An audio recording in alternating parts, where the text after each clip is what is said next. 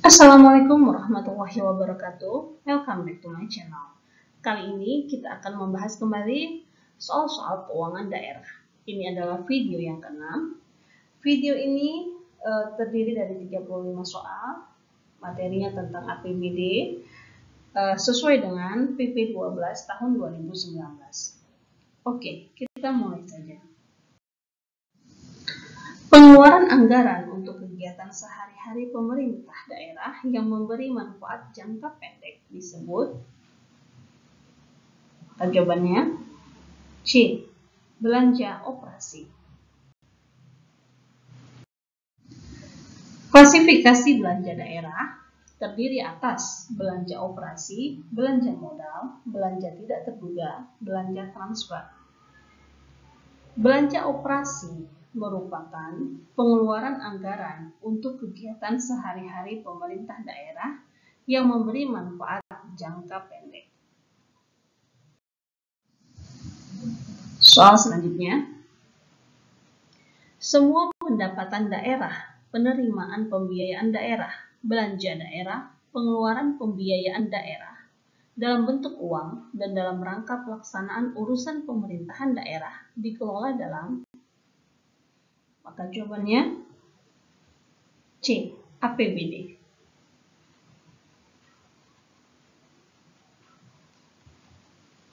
Itu sesuai dengan pasal 24 PP 12 tahun 2019 yang menyebutkan semua penerimaan daerah dan pengeluaran daerah dalam bentuk uang dianggarkan dalam APBD. Soal berikutnya. Di bawah ini yang termasuk dalam pengeluaran pembiayaan adalah, maka jawabannya E. Penyertaan modal pemerintah. Kalau silpa tahun anggaran sebelumnya itu berarti pendapatan ya, pendapatan. Pencairan dana cadangan juga pendapatan pembiayaan. Belanja tidak terduga itu masuk belanja, kan? Maka jawabannya yang E, penyertaan modal pemerintah daerah. Oke, pengeluaran pembiayaan sebagaimana dimaksud dapat digunakan untuk pembiayaan, pembayaran cicilan pokok utang yang jatuh tempo, penyertaan modal daerah, pembentukan dana cadangan, pemberian pinjaman daerah, dan atau pengeluaran pembiayaan lainnya sesuai dengan ketentuan peraturan perundang-undangan. Soal berikutnya, APBD, perubahan APBD, dan pertanggungjawaban pelaksanaan APBD setiap tahun ditetapkan dengan, maka jawabannya D. Perda, peraturan daerah. Ada perkada, peraturan kepala daerah. Jadi kalau namanya perda itu pasti sudah satu kesepakatan dengan antara kepala daerah dengan DPRD, gitu kan? Kalau perkada baru peraturan kepala daerah. Oke, berdasarkan pasal 23, APBD disusun sesuai dengan kebutuhan penyelenggaraan urusan pemerintahan daerah yang menjadi kewenangan daerah dan kemampuan pendapatan daerah. APBD sebagaimana dimaksud pada ayat 1 disusun dengan mempedomani KUA dan PPAS yang didasarkan pada RKPD. KUA itu kebijakan umum anggaran, PPAS prioritas plafon anggaran sementara, RKPD itu rencana kerja pemerintah daerah. APBD mempunyai fungsi otorisasi, perencanaan, pengawasan, alokasi, distribusi, dan stabilisasi. APBD, perubahan APBD dan pertanggungjawaban pelaksanaan APBD setiap tahun ditetapkan dengan Perda sesuai dengan ketentuan peraturan perundang-undangan. Oke. Soal berikutnya. Berikut ini yang masuk dalam kategori PAD atau pendapatan asli daerah adalah, jawabannya D. Retribusi daerah, pajak daerah, pendapatan bunga. Kalau yang A itu ada dana alokasi umum. Dana alokasi umum itu kan termasuk dia dana perimbangan ya. Kemudian hibah. Hibah itu pendapatan lain-lain. Pajak daerah benar, itu pendapatan asli daerah. Kalau yang B, pajak daerah, iya benar, pendapatan asli daerah. Hibah itu pendapatan lain-lain. Yang C, dana bagi hasil, itu termasuk dari kategori dana perimbangan. Pajak daerah iya, PAD ya, pajak daerah dan retribusi termasuk pendapatan asli daerah. Kalau yang E, dana darurat. Dana darurat itu pendapatan lain-lain. Maka jawabannya yang D, retribusi daerah, pajak daerah, pendapatan bunga. Pendapatan bunga itu termasuk pendapatan lain-lain, pendapatan asli daerah lain-lain gitu ya. Oke. Pendapatan asli daerah sebagaimana dimaksud meliputi pajak daerah, retribusi daerah, hasil pengelolaan kekayaan daerah yang dipisahkan, lain-lain pendapatan asli daerah yang sah. Nah, tadi yang pendapatan bunga itu termasuk dalam lain-lain pendapatan asli daerah yang sah. Oke. Jadi dibedakan ya antara lain-lain pendapatan asli daerah yang sah, nanti ada juga pendapatan lain-lain. Pendapatan lain-lain itu seperti macam yang tadi, hibah, dana darurat gitu kan. Oke ya. Nah ini. Lain-lain pendapatan asli daerah yang sah sebagaimana dimaksud terdiri atas hasil penjualan BND yang tidak dipisahkan, hasil pemanfaatan BND yang tidak dipisahkan, hasil kerjasama daerah, jasa giro, hasil pengelolaan dana bergulir, pendapatan bunga, penerimaan atas tuntutan ganti kerugian keuangan daerah.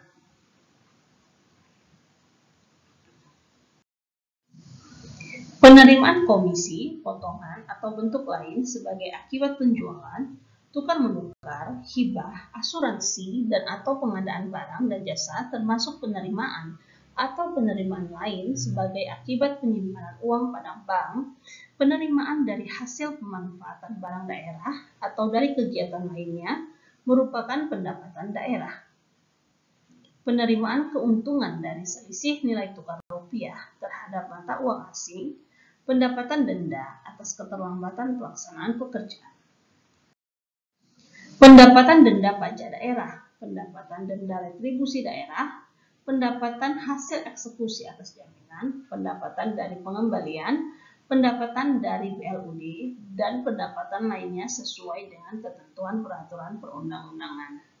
Jadi ini termasuk dari lain-lain pendapatan asli daerah yang sah. Soal berikutnya, yang bukan termasuk dalam transfer pemerintah pusat adalah, maka jawabannya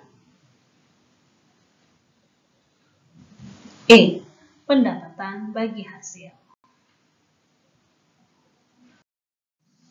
Pendapatan transfer sebagaimana dimaksud meliputi transfer pemerintah pusat, transfer antar daerah. Transfer pemerintah pusat terdiri atas dana perimbangan, dana insentif daerah, dana otonomi khusus, dana keistimewaan, dana desa. Transfer antar daerah terdiri atas pendapatan bagi hasil bantuan keuangan.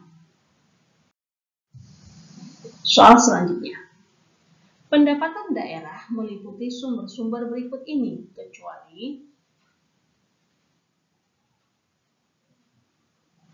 maka jawabannya kalau pendapatan berarti kecuali ya. Jawabannya E, pinjaman daerah. Kenapa pinjaman daerah? Karena pinjaman daerah itu bukan sumber pendapatan, tapi penerimaan pembiayaan ya. Jadi dia masuk ke pembiayaan, bukan ke pendapatan. Penerimaan pembiayaan daerah, kan? Penerimaan pembiayaan daerah bersumber dari silpa, kemudian pencairan dana cadangan, hasil penjualan kekayaan daerah yang dipisahkan, penerimaan pinjaman daerah, penerimaan kembali pemberian pinjaman daerah, dan atau penerimaan pembiayaan lainnya sesuai dengan ketentuan perundang-undangan. Soal selanjutnya. Pendapatan APBN yang dialokasikan dengan tujuan pemerataan kemampuan keuangan antar daerah untuk mendanai kebutuhan daerah dalam rangka pelaksanaan desentralisasi sesuai dengan ketentuan peraturan perundang-undangan merupakan sumber dari dana. Maka jawabannya A, dana alokasi umum. Pasal 1 ayat 11, dana alokasi umum yang selanjutnya disingkat DAU adalah dana yang bersumber dari pendapatan APBN yang dialokasikan dengan tujuan pemerataan kemampuan keuangan antar daerah untuk mendanai kebutuhan daerah dalam rangka pelaksanaan desentralisasi. Soal selanjutnya. Dana yang bersumber dari APBN yang dialokasikan pada daerah untuk mendanai kegiatan khusus yang merupakan urusan pemerintahan yang menjadi kewenangan daerah yang ditetapkan oleh pemerintah pusat sesuai dengan ketentuan peraturan perundang-undangan disebut dengan, jawabannya D, dana transfer khusus. Dana sesuai Pasal 1 ayat 9 PP 12 tahun 2019, dana transfer khusus adalah dana yang dialokasikan dalam APBN kepada daerah dengan tujuan untuk membantu mendanai kegiatan khusus baik fisik maupun non-fisik yang merupakan urusan daerah. Soal berikutnya. Dana yang bersumber dari APBN yang dialokasikan kepada daerah tertentu berdasarkan kriteria tertentu dengan tujuan untuk memberikan penghargaan atas perbaikan dan atau pencapaian kinerja tertentu disebut dengan, nah kata kuncinya penghargaan. Jadi kalau ada penghargaan berarti ada insentif. Dana insentif daerah. Hal ini sesuai dengan pasal 39 PP 12 tahun 2019. Dana insentif daerah bersumber dari APBN yang dialokasikan kepada daerah tertentu berdasarkan kriteria tertentu dengan tujuan untuk memberikan penghargaan atas perbaikan dan atau pencapaian kinerja tertentu. Penghargaan itu insentif. Oke. Soal selanjutnya.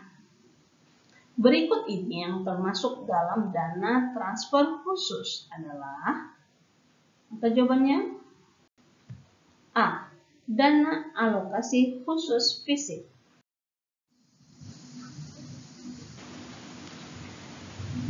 Jadi dana perimbangan terdiri atas dana transfer umum dan dana transfer khusus. Dana transfer umum itu terdiri atas dana bagi hasil dan dana alokasi umum. Dana transfer khusus itu ada DAP fisik dan DAP non fisik. Ya. Jadi kan pendapatan daerah itu ada dari dana perimbangan. Dana perimbangan itu terdiri dua, dana transfer umum, dana transfer khusus. Yang transfer umum terdiri dari dana bagi hasil, dana alokasi umum. Yang transfer khusus, dana DAP fisik dan DAP non fisik. Oke. Soal selanjutnya. Dana desa merupakan dana yang bersumber dari APBN yang diperuntukkan bagi desa yang digunakan untuk membiayai penyelenggaraan pemerintahan, pelaksanaan pembangunan, pembinaan kemasyarakatan, dan pemberdayaan masyarakat yang ditransfer melalui, apa jawabannya? APBD. Jadi dana desa ditransfer melalui APBD. Hal ini sesuai dengan pasal 42 PP 12 tahun 2019. Dana desa yang bersumber dari APBN yang diperuntukkan bagi desa yang ditransfer melalui APBD kabupaten kota dan digunakan untuk membiayai penyelenggaraan pemerintahan, pelaksanaan pembangunan, pembinaan kemasyarakatan, dan pemberdayaan masyarakat. Soal berikutnya.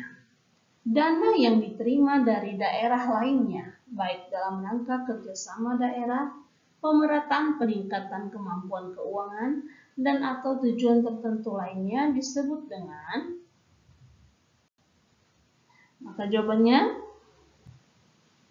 D. Bantuan keuangan. Hal ini sesuai dengan pasal 45 PP 12 tahun 2019. Bantuan keuangan merupakan dana yang diterima dari daerah lainnya, baik dalam rangka kerjasama daerah, pemerataan peningkatan kemampuan keuangan, dan atau tujuan tertentu lainnya. Soal berikutnya. Bantuan berupa uang, barang, dan atau jasa yang berasal dari pemerintah pusat, pemerintah daerah lain, masyarakat, dan badan usaha dalam negeri atau luar negeri yang tidak mengikat untuk menunjang peningkatan penyelenggaraan urusan pemerintahan yang menjadi kewenangan daerah sesuai dengan ketentuan peraturan perundang-undangan disebut dengan hibah. Hibah sesuai dengan pasal 47 PP 12 tahun 2019, hibah merupakan bantuan berupa uang, barang, dan atau jasa yang berasal dari pemerintah pusat, pemerintah daerah lain, masyarakat, dan badan usaha dalam negeri atau luar negeri yang tidak mengikat untuk menunjang peningkatan penyelenggaraan urusan pemerintahan yang menjadi kewenangan daerah sesuai dengan ketentuan peraturan perundang-undangan. Soal berikutnya. Klasifikasi belanja daerah terdiri atas hal berikut kecuali, maka jawabannya B. Belanja kebutuhan pendidikan.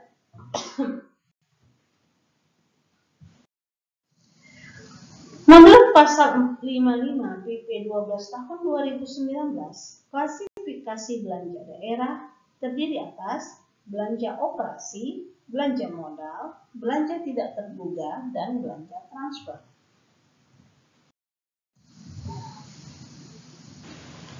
Soal selanjutnya. Dana yang bersumber dari pendapatan daerah yang dialokasikan kepada daerah lain berdasarkan angka persentase tertentu sesuai dengan ketentuan peraturan perundang-undangan disebut dengan, jawabannya berdasarkan angka persentase, ya, pendapatan bagi hasil. Pendapatan bagi hasil merupakan dana yang bersumber dari pendapatan daerah yang dialokasikan kepada daerah lain berdasarkan angka persentase tertentu sesuai dengan ketentuan peraturan perundang-undangan. Soal berikutnya. Pengeluaran anggaran untuk perolehan aset tetap dan aset lainnya yang memberi manfaat lebih dari satu periode akuntansi disebut dengan belanja modal.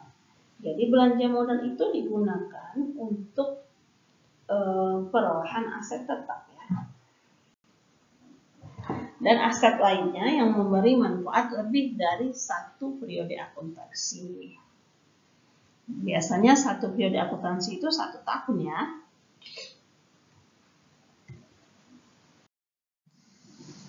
Sesuai pasal 55 PP 12 tahun 2019, klasifikasi belanja daerah terdiri atas belanja operasi, belanja modal, belanja tidak terduga, dan belanja transfer.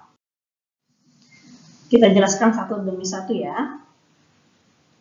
Belanja operasi merupakan pengeluaran anggaran untuk kegiatan sehari-hari pemerintah daerah yang memberi manfaat jangka pendek. Belanja modal merupakan pengeluaran anggaran untuk perolehan aset tetap dan aset lainnya yang memberi manfaat lebih dari satu periode akuntansi. Belanja tidak terduga merupakan pengeluaran anggaran atas beban APBD untuk keperluan darurat termasuk keperluan mendesak yang tidak dapat diprediksi sebelumnya. Belanja transfer merupakan pengeluaran uang dari pemerintah daerah kepada pemerintah daerah lainnya dan atau dari pemerintah daerah kepada pemerintah desa. Soal berikutnya. Pemerintah daerah dapat memberikan tambahan penghasilan berdasarkan pertimbangan beban kerja, tempat bertugas, kondisi kerja, kelangkaan profesi, prestasi kerja, dan atau pertimbangan objektif lainnya. Kepada pegawai ASN dengan memperhatikan kemampuan keuangan daerah dan memperoleh persetujuan dari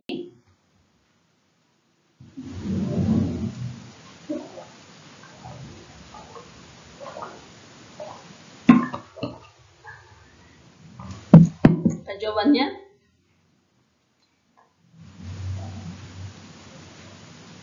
E. DPRD.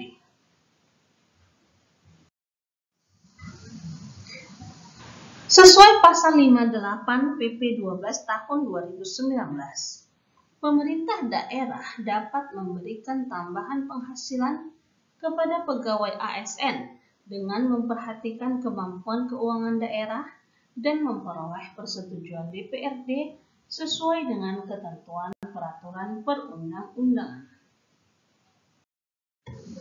Soal berikutnya. Apabila belum ada peraturan pemerintah yang mengatur pemberian tambahan penghasilan kepada pegawai ASN, maka penetapan perkada dilakukan setelah mendapat persetujuan dari Menteri. Jawabannya A. Menteri Keuangan.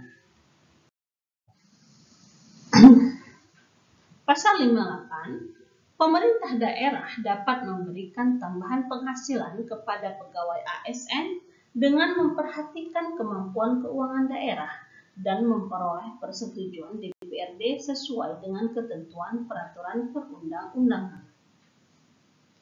Tambahan penghasilan sebagaimana dimaksud pada ayat 1 diberikan berdasarkan pertimbangan beban kerja, tempat bertugas, kondisi kerja, kelangkaan profesi, prestasi kerja, dan atau pertimbangan objektif lainnya. Pemberian tambahan penghasilan kepada pegawai ASN daerah sebagaimana dimaksud pada ayat 2 ditetapkan dengan perkada dengan berpedoman pada peraturan pemerintah. Jadi soalnya ya,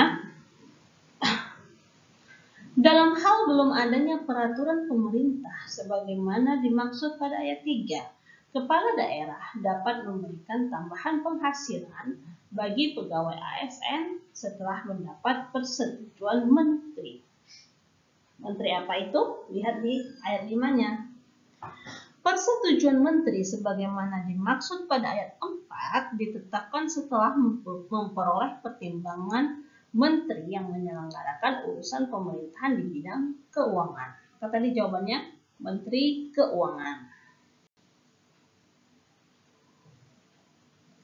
Dalam hal kepala daerah menetapkan pemberian tambahan penghasilan bagi pegawai ASN tidak sesuai dengan ketentuan sebagaimana dimaksud pada ayat 4 dan 5, Menteri yang menyelenggarakan urusan pemerintahan di bidang keuangan melakukan penundaan dan atau pemotongan dana transfer umum atas usulan Menteri.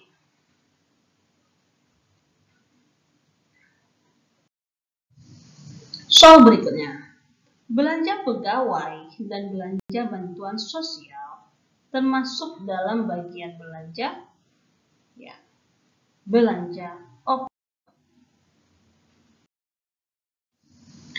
belanja operasi dirinci atas jenis, belanja pegawai, belanja barang dan jasa, belanja bunga, belanja subsidi, belanja hibah, belanja bantuan sosial. Belanja modal dirinci atas jenis belanja modal. Belanja tidak terduga dirinci atas jenis belanja tidak terduga. Belanja transfer dirinci atas jenis belanja bagi hasil dan belanja bantuan keuangan. Soal berikutnya. Agar harga jual produksi atau jasa yang dihasilkan oleh badan usaha milik negara, BUMD dan atau badan usaha milik swasta sesuai dengan ketentuan peraturan perundang-undangan sehingga dapat terjangkau oleh masyarakat, maka pemerintah daerah dapat melakukan pengeluaran belanja belanja subsidi.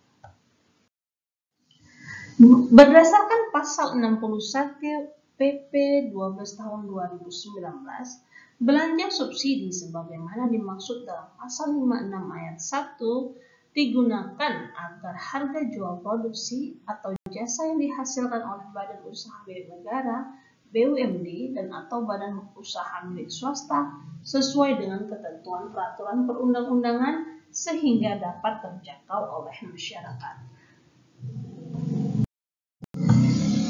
Soal berikutnya. Belanja modal digunakan untuk menganggarkan pengeluaran yang dilakukan dalam rangka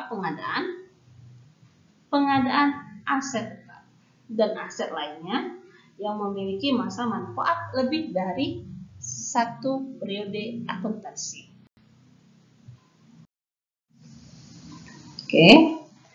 Belanja modal digunakan untuk menganggarkan pengeluaran yang dilakukan dalam rangka pengadaan aset tetap dan aset lainnya. Pengadaan aset tetap memenuhi kriteria mempunyai manfaat lebih dari 12 bulan, digunakan dalam kegiatan pemerintahan daerah, batas minimal kapitalisasi aset. Batas minimal kapitalisasi aset diatur dalam Perkada. Aset tetap dianggarkan dalam belanja modal sebesar harga beli atau bangun aset ditambah seluruh belanja yang terkait dengan pengadaan atau pembangunan aset sampai aset siap digunakan.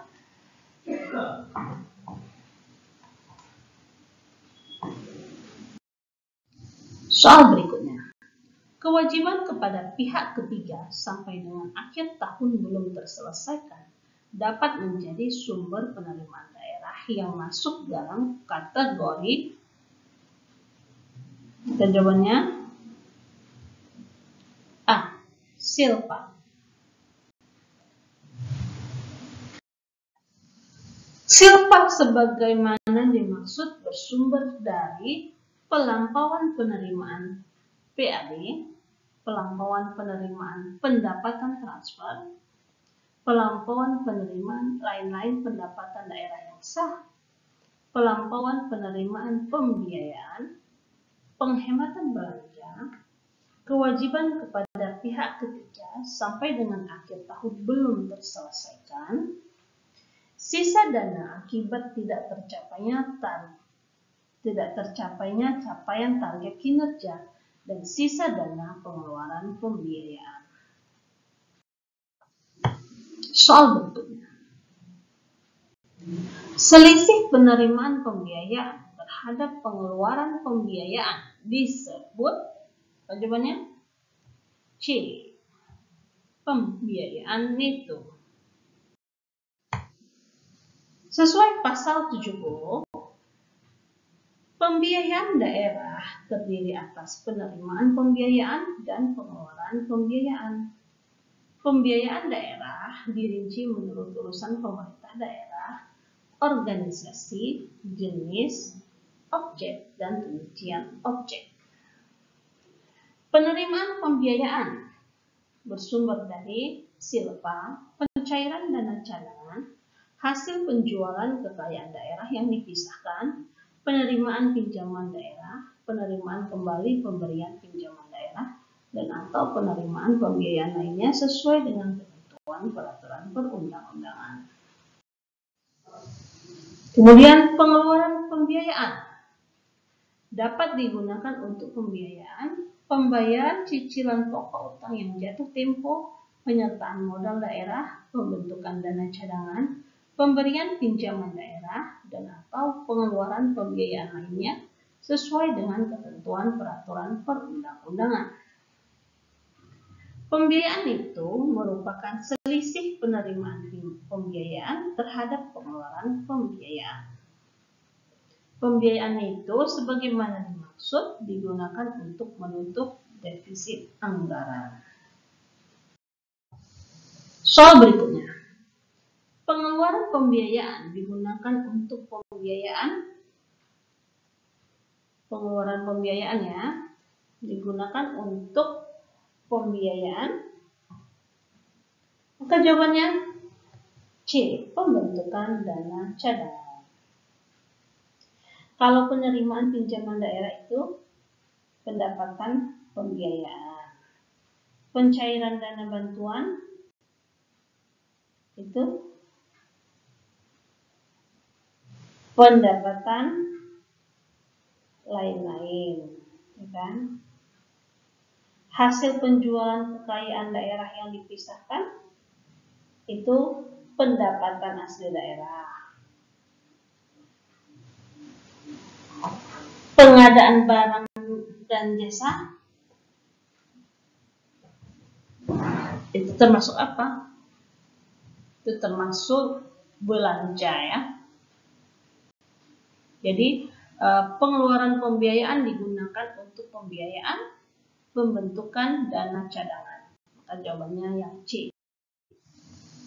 Sesuai dengan pasal 70, keterangannya sama seperti tadi, teman-teman bisa baca ya untuk lebih memahami dan bisa juga lebih hafal.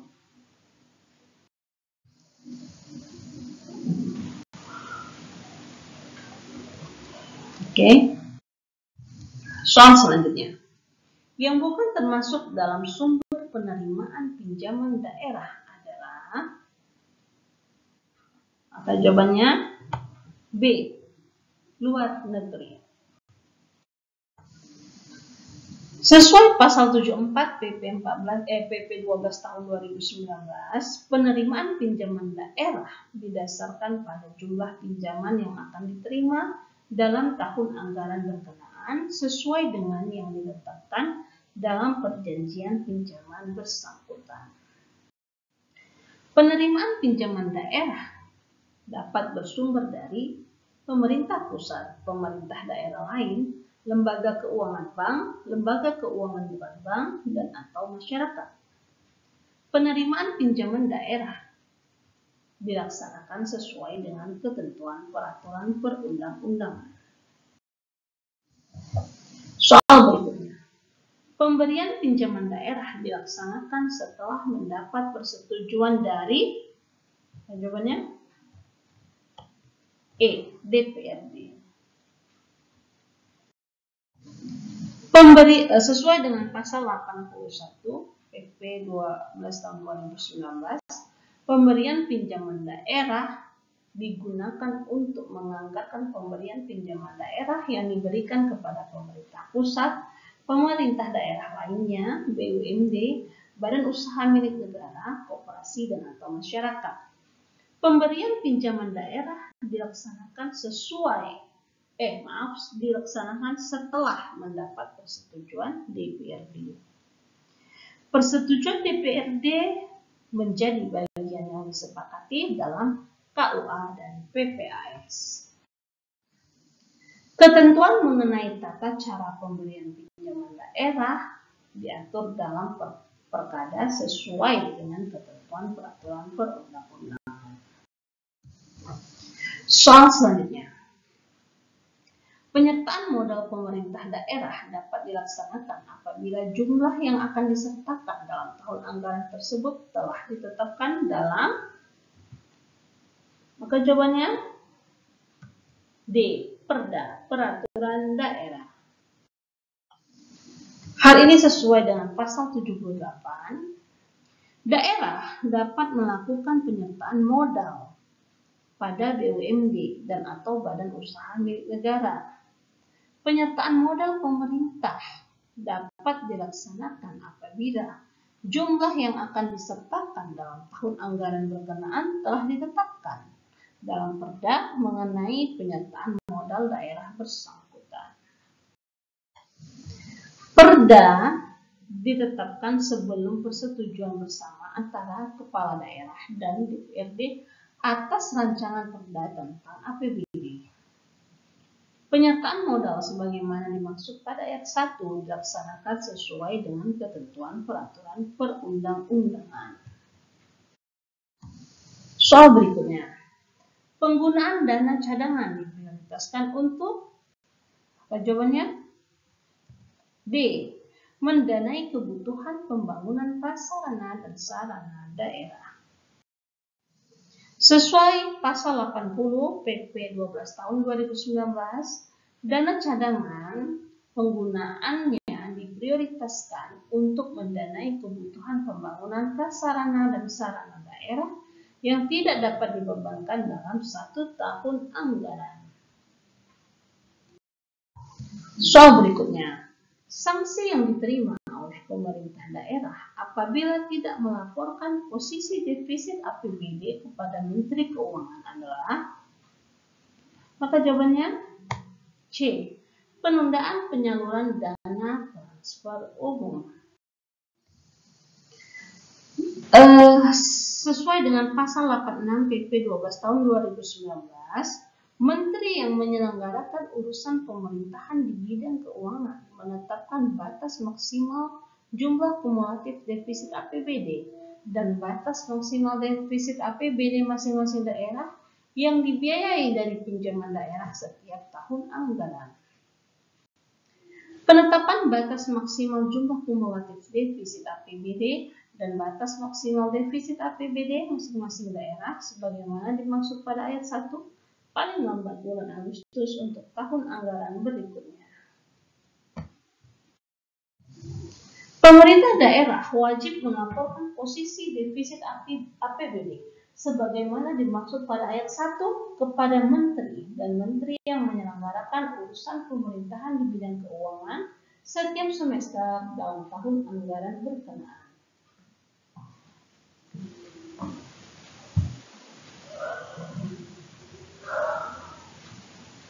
Pemerintah daerah yang melanggar ketentuan sebagaimana dimaksud pada ayat 3 dapat dikenai sanksi yaitu penundaan penyaluran dana transfer umum. Jadi ini pertanyaannya ya. Soal berikutnya. Pemerintah daerah wajib melaporkan posisi surplus atau defisit APBD kepada, ya, jawabannya Menteri Keuangan. Soal berikutnya, penggunaan surplus APBD diutamakan untuk kegiatan berikut kecuali, jawabannya, ini kan ada C, ada pencairan dana cadangan, D, pembentukan dana cadangan. Lihat aja dua opsi itu mana yang salah ya kan. Kalau penggunaan surplus APBD, berarti kan uang udah ada uang kan? Berarti apa dia? Yang benar kan pembentukan dana cadangan. Kecuali akan jawabannya C, pencairan dana cadangan. Pasal 84, penggunaan surplus APBD diutamakan untuk pembayaran cicilan pokok utang yang jatuh tempo, penyertaan modal daerah, pembentukan dana cadangan, pemberian pinjaman daerah, dan atau pengeluaran pembiayaan lainnya sesuai dengan ketentuan peraturan perundang-undangan. Soal berikutnya, defisit APBD harus dapat ditutup dari dana. Atau jawabannya B, pembiayaan neto. Pembiayaan neto itu tadi dari mana? Dari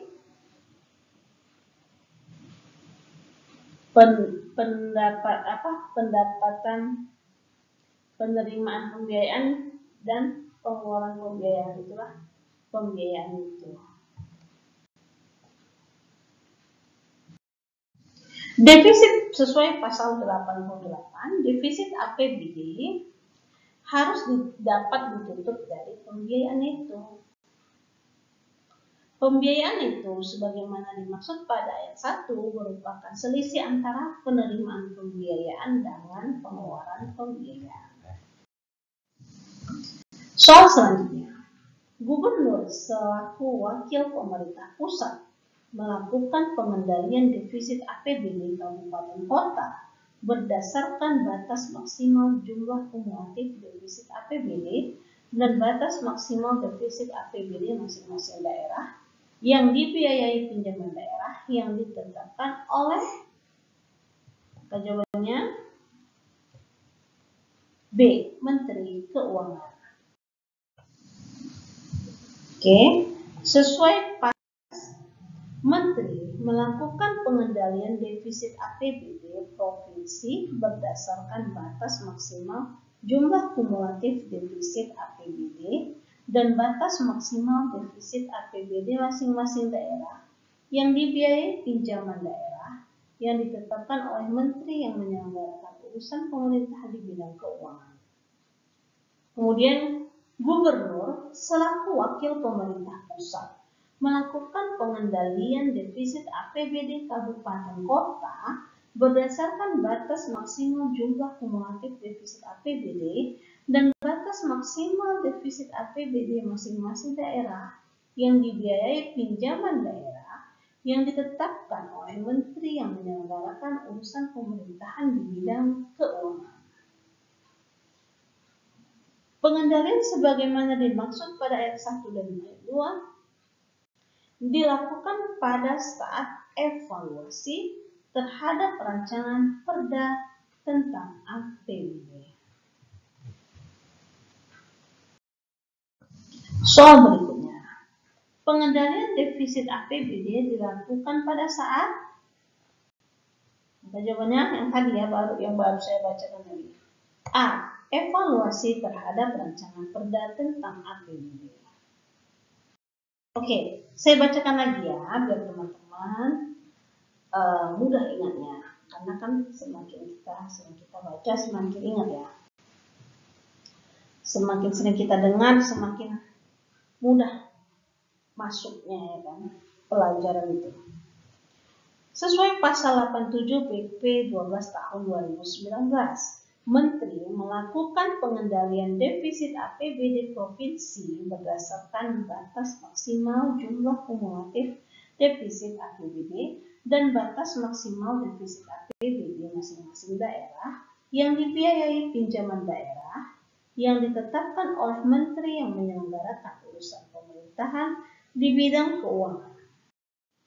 Gubernur selaku wakil pemerintah pusat melakukan pengendalian defisit APBD kabupaten kota. Ingat ya, kalau Menteri tadi melakukan pengendalian defisit APBD provinsi, Gubernur melakukan pengendalian defisit APBD kabupaten kota.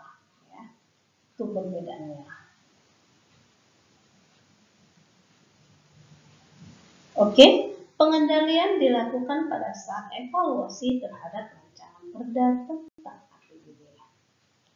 Oke teman-teman, sekian video kali ini. Semoga tayangan video ini bermanfaat untuk teman-teman, dan doa saya semoga teman-teman semua lulus tahun ini dan mendapatkan NIP. Amin ya rabbal alamin.